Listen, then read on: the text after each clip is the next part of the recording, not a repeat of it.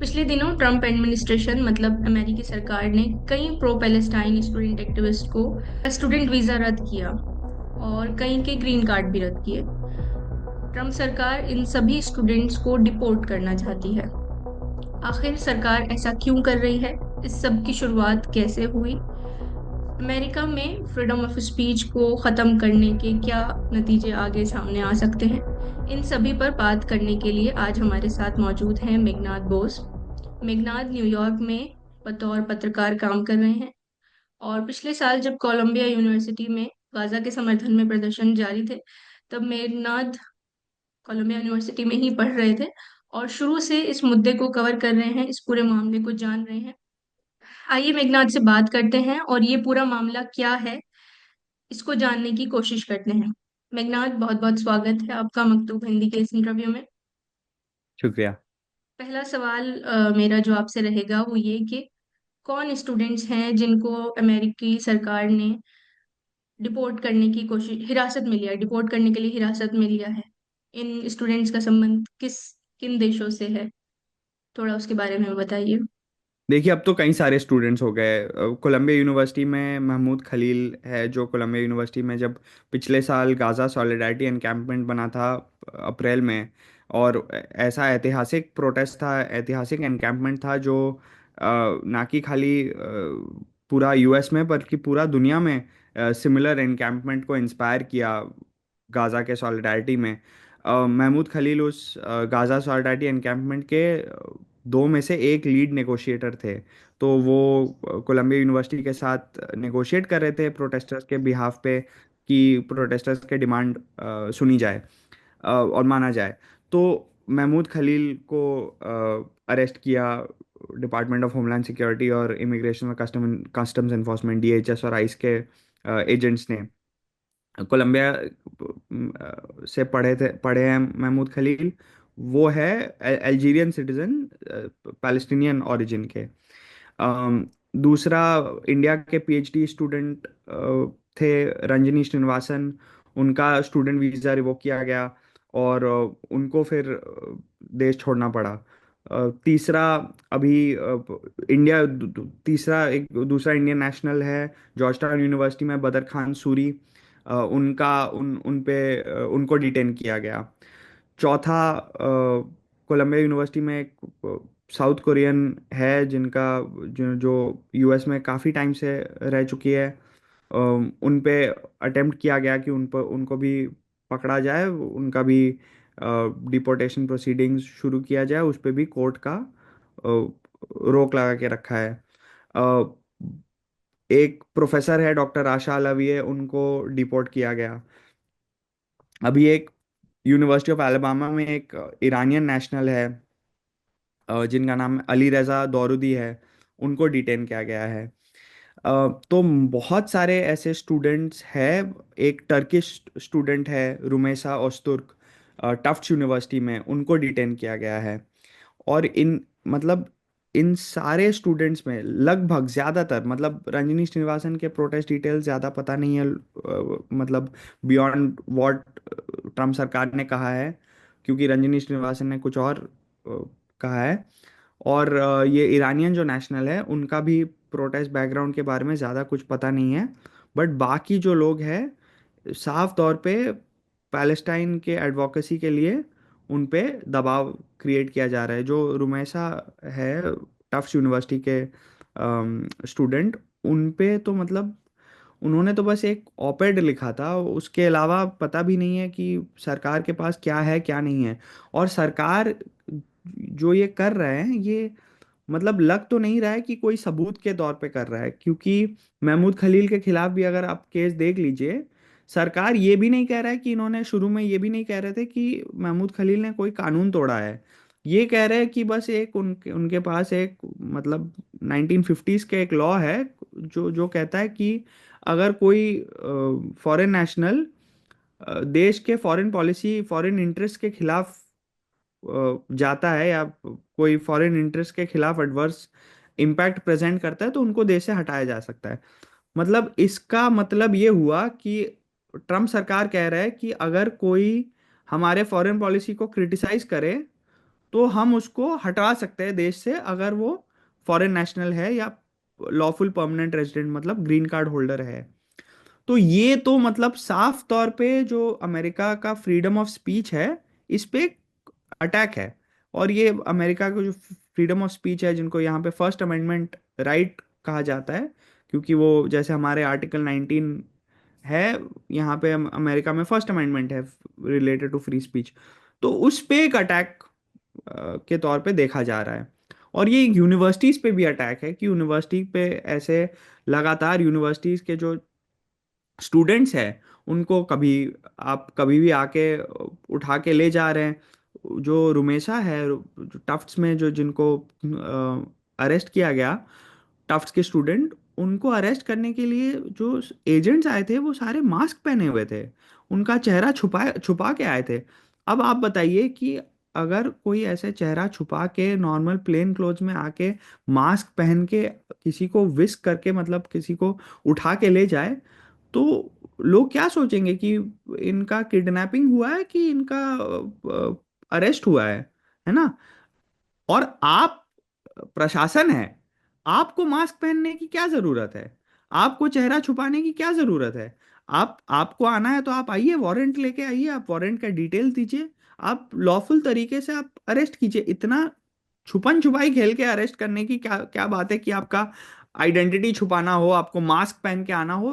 ये law enforcement officials की किस बात के डर है कि इनको अपना फेस छुपाना पड़ रहा है। तो ये जो सारे प्रक्रिया है ट्रम्प सरकार के, इसमें दो तीन बात साफ है। पहली बात यह है कि क्या ट्रम्प सरकार खुद से इन्वेस्टिगेशन भी कर रहे हैं इन लोगों पे, या जो प्रो इसराइल प्रेशर ग्रुप्स है, प्रो इसराइल ग्रुप्स और इंडिविजुअल्स हैं, उनके जो इशारे हैं उस पे चल रहे हैं। जैसे फॉर एग्जांपल महमूद खलील का केस देख लीजिए। महमूद खलील अरेस्ट हुए 8 मार्च के रात को। उससे पहले 2 दिन से प्रो इसराइल ग्रुप्स और इंडिविजुअल्स, कुछ प्रो इसराइल ग्रुप्स और इंडिविजुअल्स ने कैंपेन चलाया हुआ था ऑनलाइन कि ये महमूद खलील को अरेस्ट और डिपोर्ट किया जाए। और ये दावा जो है, ये प्रो इसराइल ग्रुप्स और इंडिविजुअल्स लोग ट्विटर पे मतलब सोशल मीडिया पे डाल रहे थे। और डाल के डोनाल्ड ट्रंप जो प्रेसिडेंट है यूएस के, मार्को रूबियो जो सेक्रेटरी ऑफ स्टेट है यूएस के, और पैम बॉन्डी जो अटॉर्नी जनरल है, इनको टैग करके साफ साफ महमूद खलील के फोटो वीडियो दिखा के बोल रहे थे ये महमूद खलील है, आप इनको कृपया अरेस्ट कीजिए और डिपोर्ट कीजिए। ठीक है। ये 2 दिन से ऑनलाइन कैंपेन चला। ये ऑनलाइन कैंपेन में कोलंबिया यूनिवर्सिटी का एक प्रोफेसर भी शामिल है जिनका नाम है शे डेविड आय, जो बहुत ही प्रो इसराइल प्रोफेसर है और जो इन द पास्ट जिनके खिलाफ कईयों स्टूडेंट ने आरोप लगाए हैं कि स्टूडेंट्स को हरास किया है, मतलब डॉक्स किया है, स्टूडेंट्स की आइडेंटिटी पब्लिक में डाल के उनको टारगेट किया है। तो ये जो ग्रुप्स है, ऐसे ऑनलाइन कैंपेन उन्होंने 2 दिन चलाया महमूद खलील के खिलाफ। तीसरा दिन को डीएचएस खुद आके महमूद खलील को अरेस्ट कर लेते हैं। तो अब आप बताइए, क्या डीएचएस खुद से इन्वेस्टिगेट कर भी रहे थे महमूद खलील को, कि वो ये ग्रुप्स के इशारों पे एक्ट कर रहे हैं। तो ये बहुत ही मतलब एक एक तरीके से देखा जाए तो बहुत ही गंभीर सवाल है कि ये जो क्रैकडाउन हो रहा है pro Palestine advocacy, pro Palestine speech पे, ये किस बेसिस पे हो रहा है। क्या इसका कोई कानूनी बेसिस है, क्या इसका कोई ठोस सबूत है इन लोगों के खिलाफ कि ये लोग कहीं कोई कोई कानून तोड़ा है, कि कुछ गलत किया है, कि कुछ इलीगल किया है, कि कुछ क्रिमिनल किया है। क्या ये बस एक प्रो इजराइल कई सारे प्रेशर ग्रुप्स के दबाव में आके स्टूडेंट्स को टारगेट कर रहे हैं, उनके legitimate right to protest exert करने के लिए, उनके legitimate freedom of speech exert करने के लिए, और ये कर रहे हैं एक पुराने कानून के तहत जो सरकार को एक एक्स्ट्रॉर्डनरी पावर देता है कि अगर कोई भी इंसान सरकार को लगे कि फॉरेन फॉरेन पॉलिसी इंटरेस्ट के खिलाफ जा रहा है यूएस के, तो फॉरेन नेशनल को हटाया जा सकता है। इसमें कोर्ट्स का बहुत बड़ा रोल है। कोर्ट्स अब अलग अलग कोर्ट कोर्ट कोर्ट ने डिपोर्टेशन, इन इंडिविजुअल के डिपोर्टेशन पे टेम्पोररी ब्लॉक लगा के रखा है। महमूद खलील का केस में टेम्पोररी ब्लॉक है, दूसरों के केस में भी कई सारे केसेस में टेम्पोररी ब्लॉक लगा के रखा है। बट सबके केस में नहीं हो पा रहा है। राशा अलविया के केस में भी टेम्पोररी ब्लॉक आया था, बट जब तक वो कोर्ट का ऑर्डर आया तब तक राशा अलविया को ऑलरेडी डिपोर्ट कर चुके थे, है ना। तो अच्छा। ये बात भी है कि जो एक कंटिन्यूअस एक, मतलब आप सोच लीजिए टग ऑफ वॉर चल रहा है कि प्रशासन एक तरीके से इनको डिपोर्ट करने की कोशिश में लगे हुए हैं, और दूसरे तरीके से, दूसरे साइड से कोर्ट्स उन पे रोक लगाने, सरकार के ये जो पावर, ये जो एक्सर्शन है, इस पे रोक लगाने की टेम्पोररीली एटलीस्ट कोशिश कर रहे हैं। आपने एक बात कही, मतलब मेन आरोप ये है कि फॉरेन पॉलिसी का अगर कोई विरोध करता है तो ऐसे फॉरेन नेशनल को डिपोर्ट किया जाएगा। महमूद खलील के केस में वो एक परमानेंट नागरिक थे, उनके पास ग्रीन कार्ड वीजा है। तो क्या सिर्फ यही एक सिंगल आरोप है या और भी आरोप के तहत गिरफ्तार किया गया है सभी को? नहीं, देखिए, अभी महमूद खलील के केस में भी वो सरकार गोल पोस्ट शिफ्ट करने की कोशिश कर रहा है, बट वो गोल पोस्ट शिफ्ट करने के बावजूद भी मतलब गोल तो नहीं कर पा रहे हैं। अभी तक तो नहीं, फिलहाल। वो अब कह रहे हैं कि महमूद खलील ने अपने एप्लीकेशन में, मतलब सरकार को वो ढंग से डिटेल नहीं बताया। बोल रहा है कि यूएनआरडब्ल्यूए में काम किया, उसका डिटेल नहीं बताया। बट आप देखिए, उनके लॉयर जो है, महमूद खलील के लॉयर है, और महमूद खलील के जो 8 मंथ प्रेग्नेंट बीवी है, नूर नूर अब्दुल्ला, उन्होंने मतलब सख्त रिस्पांस दिया है कि ये सारे जो डिटेल्स है, ये सरकार को मतलब ऐसे छुपाया नहीं गया था।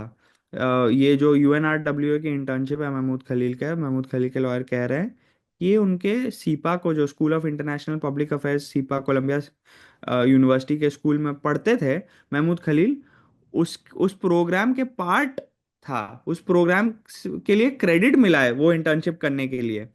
तो ऐसा नहीं कि महमूद खलील कुछ छुपन छुपाए कुछ कर रहे थे जो जो गलत है ना। ये सारे डिटेल उनके लिंक्डइन पे है, ये पब्लिक है, ये मैटर ऑफ पब्लिक रिकॉर्ड है। इसके लिए उनके लॉयर कह रहे हैं उनको सीपा से क्रेडिट मिला है ना। तो ये जो चीजें हैं, इस पे एक सरकार अभी, खलील के केस में ऐसे लग रहा है कि सरकार अब, बोलते हैं ना इंग्लिश में, क्लचिंग एट स्ट्रॉज, कि कुछ भी मिल जाए उनके खिलाफ तो बोलने की कोशिश कर रहे हैं। बट अभी तक उनको ढंग से कुछ मिला नहीं है। दूसरों के केस में भी देखिए आप, मैं आपको एग्जांपल देता हूँ। डीएचएस खुद मुझे रिप्लाई किया, इनफैक्ट उसका दूसरा रिप्लाई अभी आया, मेरे सामने है। मैंने पूछा था ईरानियन नेशनल जो है, अली रेजा दौरूदी, उनके अरेस्ट के बारे में पूछा था, कई सारे डिटेल पूछा था कि कहाँ रखा गया है। नॉर्मली क्या होता है कि कोई इमिग्रेशन और कस्टम्स एनफोर्समेंट आइस अगर किसी को गिरफ्तार कर लेता है तो उनका एक ऑनलाइन डिटेनी लोकेटर बोल के एक डेटाबेस है, जहाँ पे साफ साफ दिखता है कि ये डिटेन जो हुआ है, इनको कहाँ रखा जा रहा है। तो खलील के केस में भी दिख रहा था, दूसरों के केस में भी दिख रहा है। बट ये जो ईरानियन नेशनल है, उनके केस में वो लोकेशन खाली है, वो ब्लैंक है। तो हमने डीएचएस से पूछा कि आपको पहले तो ये बताना चाहिए कि कहाँ पे रखा है, दूसरा आप किस बेसिस पे उनको अरेस्ट किया है। तो पहले डीएचएस ने कल शाम के 6-9 बजे हमें रिप्लाई किया, हमारे ईमेल का रिप्लाई किया, बोल के कि आइस ने ये अरेस्ट इसलिए किया क्योंकि स्टेट डिपार्टमेंट ने दौरूदी का स्टूडेंट वीज़ा रद्द कर दिया था। क्यों? क्योंकि ये individual post significant national security concerns. तो ये तो बहुत बड़ा आरोप है। तो मैंने पूछा कि भाई आप ये बताओ कि क्या नेशनल सिक्योरिटी कंसर्न, क्या स्पेसिफिक, क्या नेशनल सिक्योरिटी कंसर्न। ये तो बहुत बड़ी आरोप भी है, बड़ा मतलब फ्रेज भी है, इसका क्या मतलब है, क्या नेशनल सिक्योरिटी कंसर्न पोज कर रहे थे, और दौरूदी को अभी कहाँ रखा जा रहा है ये तो बताइए। और कि कौन से लीगल प्रोविजन के तहत दौरूदी का स्टूडेंट वीजा रिवोक किया गया है। तो अभी 7:42 AM, मतलब आपसे ये कॉल ज्वाइन करने के 18 मिनट पहले डीएचएस से रिप्लाई आया है, that is all we are able to share at this time. मतलब सरकार ना मीडिया से ना देश की जनता से साफ तौर पे कह रहा है, डिटेल दे रहा है इन लोगों के बारे में जिनको उठा रहा है। बस बड़े बड़े ऐसे फ्रेज छोड़ दे रहे हैं कि ये हमास के साथ अलाइंड एक्टिविटीज लीड किया, कि ये नेशनल सिक्योरिटी कंसर्न पोस्ट किया। बट ऐसा क्या एक्टिविटीज है खलील के खिलाफ जो बोले थे कि Khalil led activities aligned with Hamas, इसका क्या मतलब है? कौन से एक्टिविटीज, किस बेसिस पे आप ये कह रहे हैं, नहीं बताया। ये ईरानियन नेशनल पे सिग्निफिकेंट नेशनल सिक्योरिटी कंसर्न, क्या नेशनल सिक्योरिटी कंसर्न, कब वीजा रद्द किया गया, किस बेसिस पे रद्द किया गया, है ना? आपने अरेस्ट कब किया, आप इनको कहाँ रखा है, ये सारे डिटेल भी नहीं दे रहे हैं। तो ये एक डर का माहौल भी पैदा कर रहा है ट्रम्प सरकार, एक डर का माहौल पैदा कर रहा है यूनिवर्सिटी कैंपसेस में। और वो यूनिवर्सिटी कैंपसेस में ऑलरेडी दिख भी रहा है। बट वो डर के माहौल के बावजूद लोग फिर भी प्रोटेस्ट जारी रखे, पैलेस्टाइन के लिए भी, पैलेस्टाइन के लोगों के हक के लिए भी, और महमूद खलील जैसे लोगों के, और रुमेसा ओस्तुर्क जैसे लोगों की रिहाई के लिए भी, बदर खान सूरी के जैसे लोगों के रिहाई के लिए भी। अच्छा, आप ये बताइए कि क्या ऐसे हिरासत में लेना, गिरफ्तारी क्या पहले भी हुई है या ये पहली बार है कि अमेरिका में इस तरह से गिरफ्तार किया जा रहा है? देखिए, पहली बार तो नहीं है। जैसे पोस्ट 9/11 अमेरिका में ये वाइडली डॉक्यूमेंटेड है कि बहुत सारे मुस्लिम इंडिविजुअल्स को डिटेन किया जाता था, उनके राइट्स के वायलेशन हुए थे। मकार्थी इरा जो है, मतलब कई डेकेड्स पहले, वहाँ पे जो जिनको सरकार, जिनको लगता था कि इनके कम्युनिस्ट सोच है, उनको, उन पे आरोप लगाए जाते थे, उन पे कार्रवाई होता था। तो ये जो है अलग अलग दौरों में अलग अलग क्रैकडाउन रहे हैं फ्रीडम ऑफ स्पीच पे। पर ये जो अभी यूनिवर्सिटी कैंपसेस में हो रहा है, ये बहुत सालों से इस स्केल पे तो नहीं हुआ है। और यूनिवर्सिटी कैंपस में दूसरा चीज भी हो रहा है, जैसे कोलंबिया यूनिवर्सिटी में ट्रम्प ने कोलंबिया यूनिवर्सिटी को कहा कि एक लंबी लिस्ट दी डिमांड की, 13 मार्च तक, 13 मार्च को, 5 दिन पहले उसके, ट्रम्प ने कहा कि $400 मिलियन जो फेडरल फंडिंग है, सरकार की फंडिंग है कोलंबिया यूनिवर्सिटी को, वो $400 मिलियन के कॉन्ट्रैक्ट्स रद्द कर रहे हैं। वो रद्द करने के बाद, अनाउंसमेंट के बाद 5 दिन बाद बोले हमारे पास ये लंबी लिस्ट ऑफ डिमांड है, ये आप डिमांड मानोगे तभी हम लोग नेगोशिएट कर पाएंगे। उसके बाद उस डिमांड देने के 8 दिन बाद कोलंबिया ने जवाब दिया और साफ साफ ज्यादातर डिमांड मान लिए। ठीक है। उनमें से एक डिमांड ये भी था कि जो मिडिल ईस्टर्न स्टडीज के डिपार्टमेंट है, मिडिल ईस्टर्न, साउथ एशियन और अफ्रीकन स्टडीज, मिसास डिपार्टमेंट है, वो डिपार्टमेंट की पूरा फंक्शनिंग बदला जाए।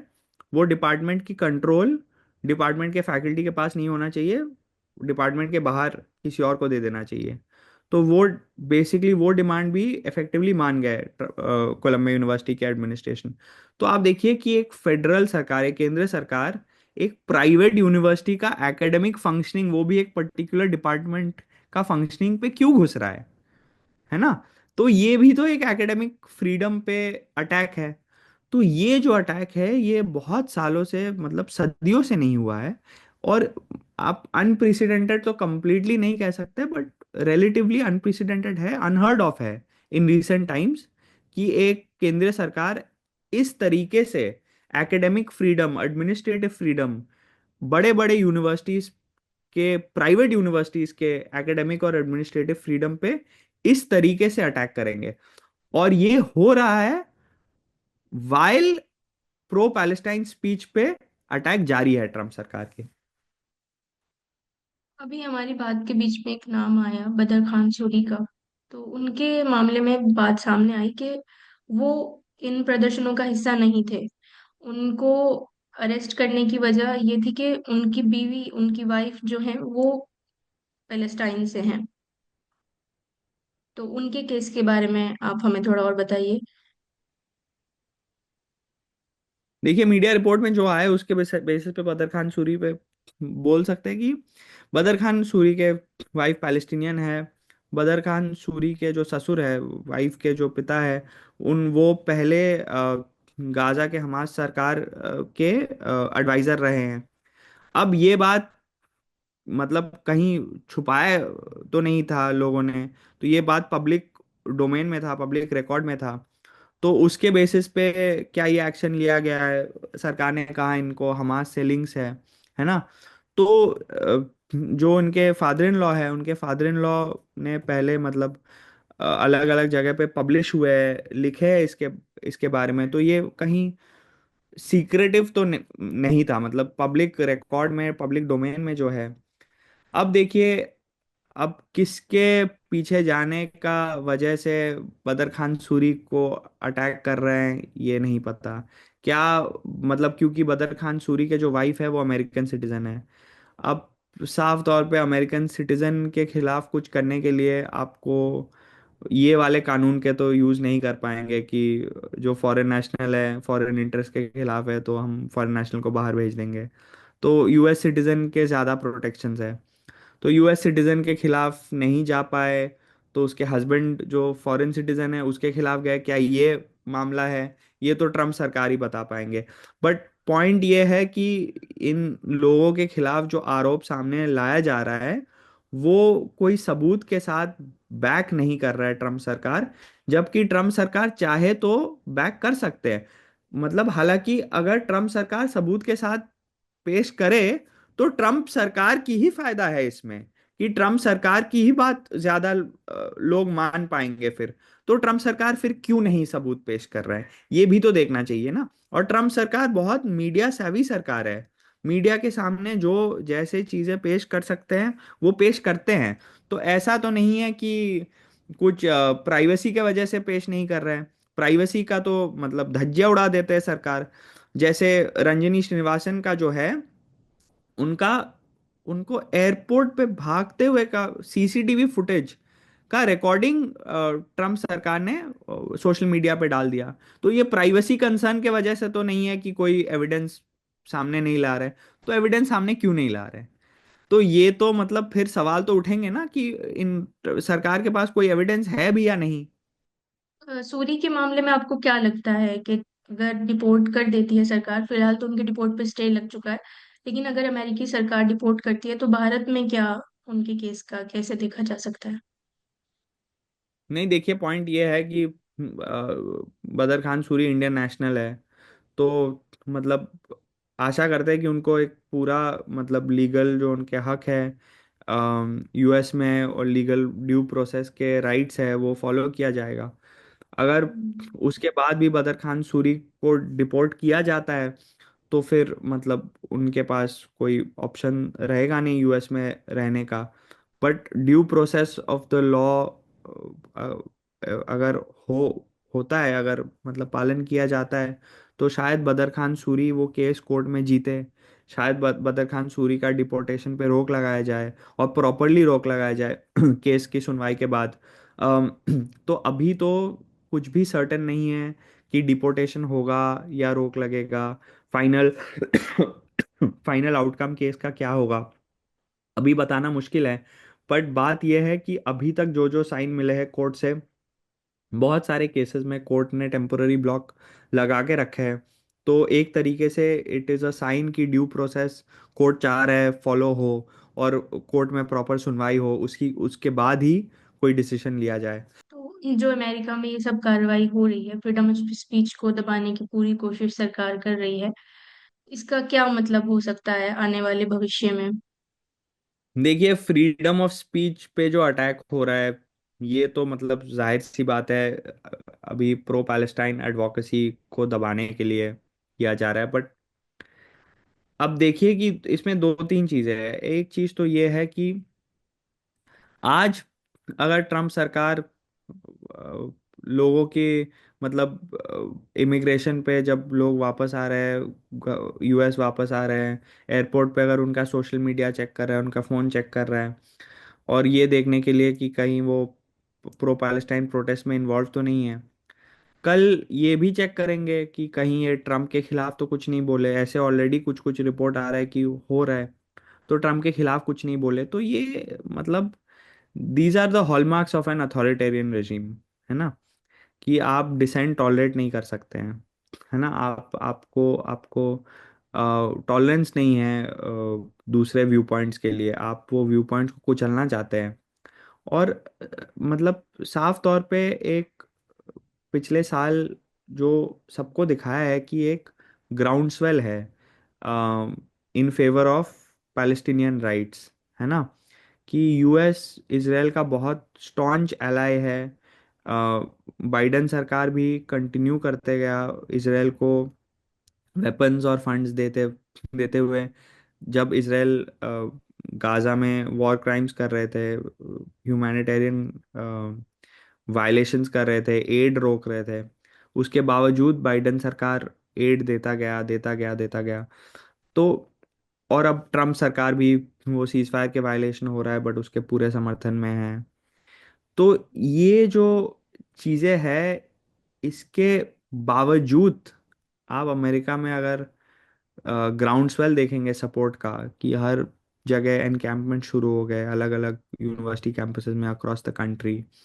बड़े बड़े प्रोटेस्ट होते रहे हैं पिछले 1.5 साल में। तो ये ग्राउंड स्वेल को क्वेल करना चाहते हैं ट्रम्प सरकार। बट प्रोटेस्ट मूवमेंट्स की भी बड़ी अजीब बात है, हमेशा नहीं होता है बट बहुत बारी होता है कि आप जितना दबाने की कोशिश करें कोई प्रोटेस्ट मूवमेंट को, वो मूवमेंट कुचलता नहीं है, वो मूवमेंट कहीं ना कहीं अ, आगे बढ़ता जाता है ना। तो ये जो है, जैसे अभी भी महमूद खलील को अरेस्ट किया, रंजनी श्रीनिवासन को का वीज़ा रिवोक किया, कोलंबिया में बोलते हैं, कोलंबिया बोलते हैं, मतलब सरकार ने बोला कि लूका कॉर्डिया जो है तीसरा एक स्टूडेंट जो ट्रम्प सरकार के हिसाब से कोलंबिया के प्रोटेस्ट में शामिल थे, ये सारे एक्शन लिया गया। बट फिर भी कोलंबिया के अंदर भी और बाहर भी प्रोटेस्ट हो रहे हैं। कोलंबिया के स्टूडेंट भी प्रोटेस्ट कर रहे हैं, कोलंबिया के फैकल्टी भी प्रोटेस्ट कर रहे हैं ट्रम्प एडमिनिस्ट्रेशन के ये अटैक ऑन द यूनिवर्सिटी पे, है ना। कोलंबिया के जूइश स्टूडेंट भी प्रोटेस्ट कर रहे हैं, जो प्रो पैलेस्टाइन जूइश स्टूडेंट्स है, जो जूइश स्टूडेंट्स क्रिटिकल है इसराइल के रोल में, मतलब इन इन गाजा। जूइश स्टूडेंट भी प्रोटेस्ट कर रहा है, दूसरे धर्मों के स्टूडेंट भी प्रोटेस्ट कर रहे हैं, अरब स्टूडेंट भी प्रोटेस्ट कर रहा है, मुस्लिम स्टूडेंट भी प्रोटेस्ट कर रहा है। तो डर का माहौल है, बिल्कुल है। इंटरनेशनल स्टूडेंट्स में बहुत डर है, यूएस स्टूडेंट्स में भी बहुत डर है। कैंपस सिक्योरिटी को पावर दिया गया है रिसेंटली कि वो अरेस्ट कर पाए, है ना, वो भी ट्रम्प सरकार के डिमांड के आधार पे।